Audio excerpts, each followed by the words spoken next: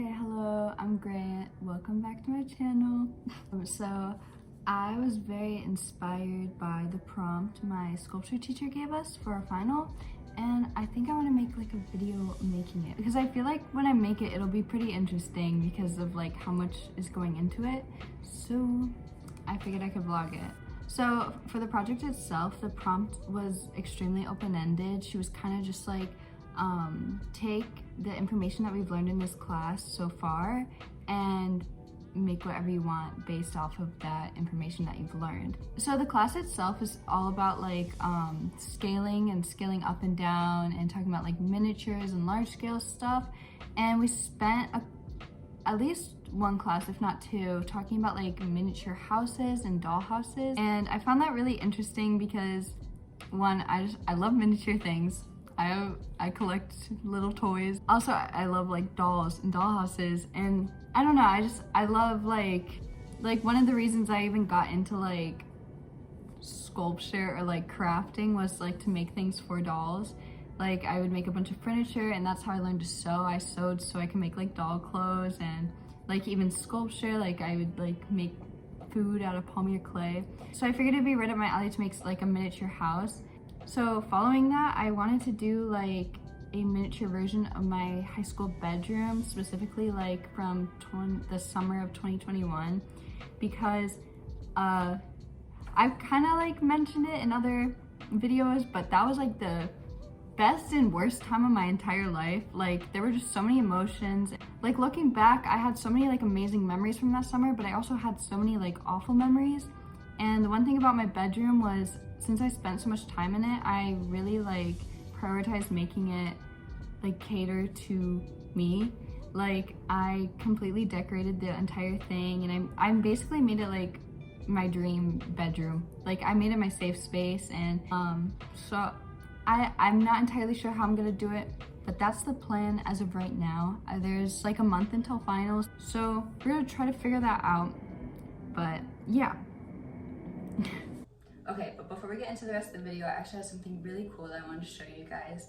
If you're also an art student and you are constantly working like me, or you just have like a bunch of assignments and projects to do, you probably love caffeine and coffee as much as I do, which is why I wanted to show you this really cool way that you can make coffee from your house by yourself with Jobby Coffee. So I figured I'd talk a little bit about this product while I made it in the video, but basically today I'm using the brand Jobby Coffee's coffee concentrate, which is an easy way to make any form of coffee.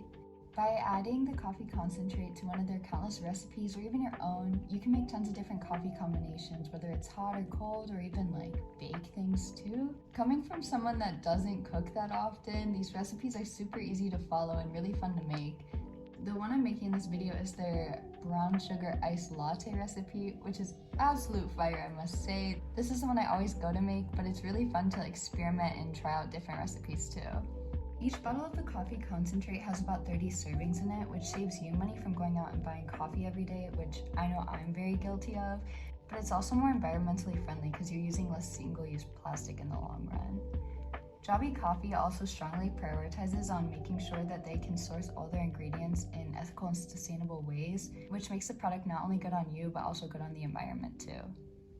But if any of this interests you and you want to try out Jobby Coffee for yourself, I actually have my own code and it'll give you 20% off your order, and I'll also put the link in the description, so check that out if you want to. If not, that's okay. We'll get on with the video now. The first thing I did when starting this project was I made like a sort of blueprint for how I wanted the room to look from like the bird's eye view. So then I got all the measurements for the walls and the bigger items in the room. So I wrote all those down so I could then use those numbers later on to scale it down to 1/8.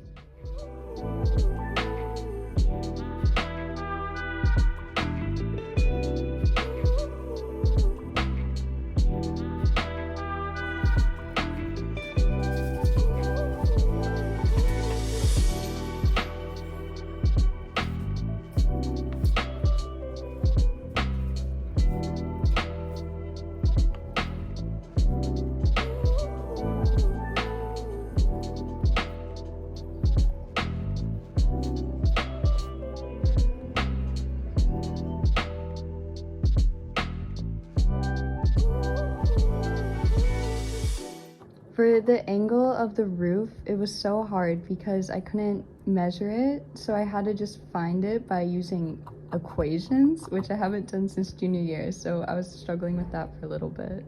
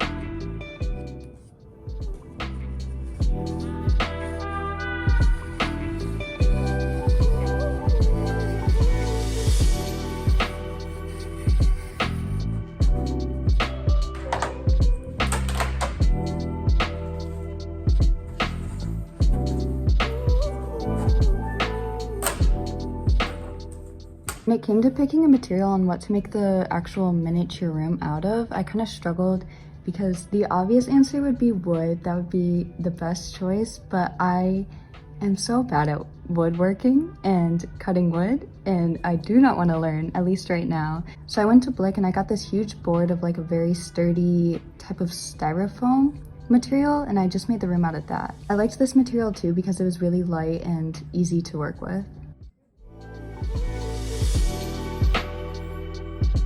And this is the first progress update. This is what it looked like after I cut all the pieces before I glued anything down. The next thing I went to work on was making some of the furniture for the room, and I used the same material I did for all the walls.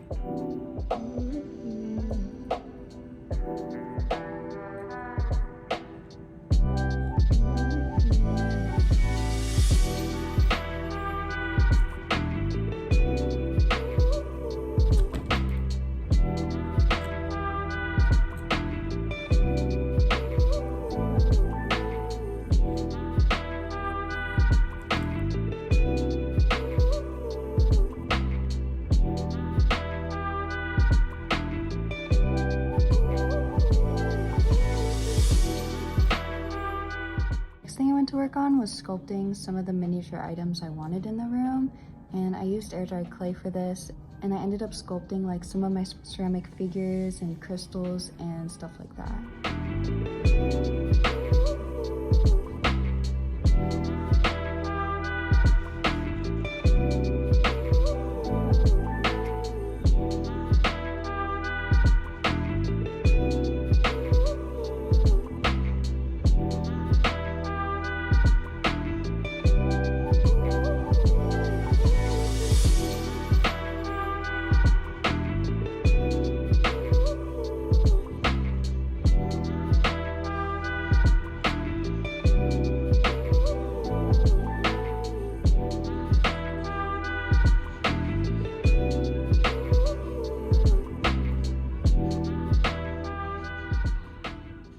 When it came to making like the tapestry and the flag that I have in my room, I just used an old white t-shirt for the fabric, and then for doing the design I used my markers, which I would not recommend that because that is a very impractical use of markers, but I actually really liked how it turned out.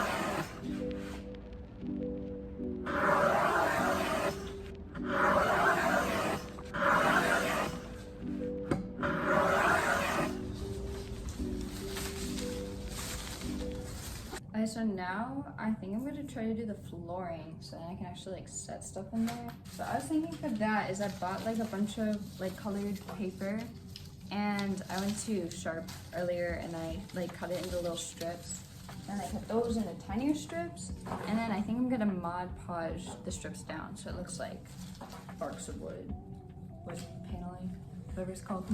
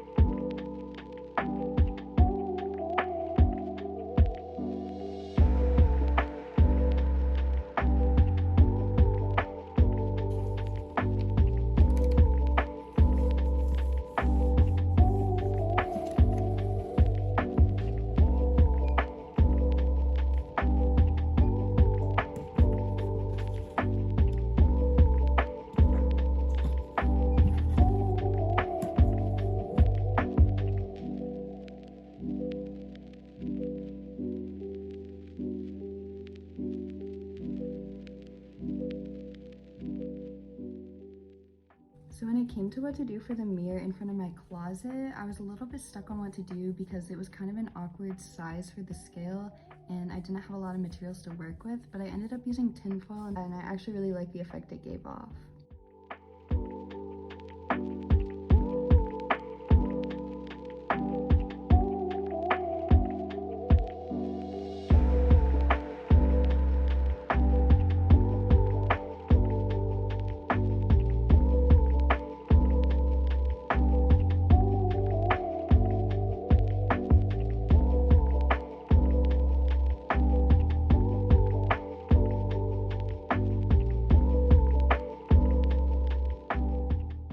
I actually don't think that looks that bad.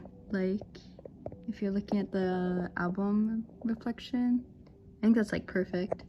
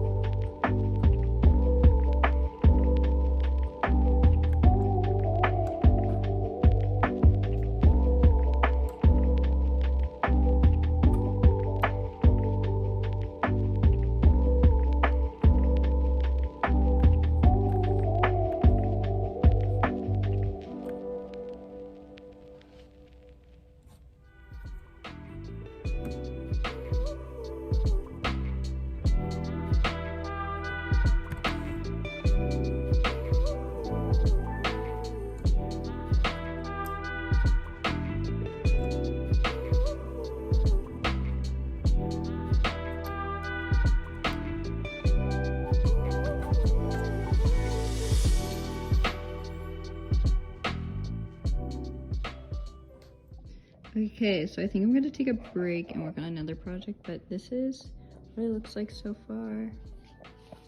I'm almost done. I just need to add like a little bit more, but we're getting together, yeah.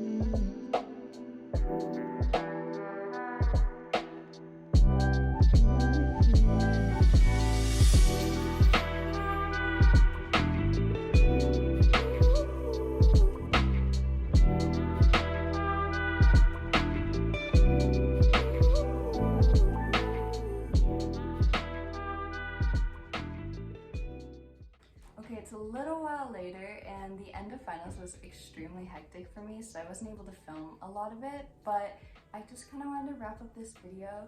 So during finals, I ended up bringing my project to 280 to show my teacher, and I had to use one of the moving carts because it was so heavy and awkward to hold. I would just rent it out a cart and use that to bring it there.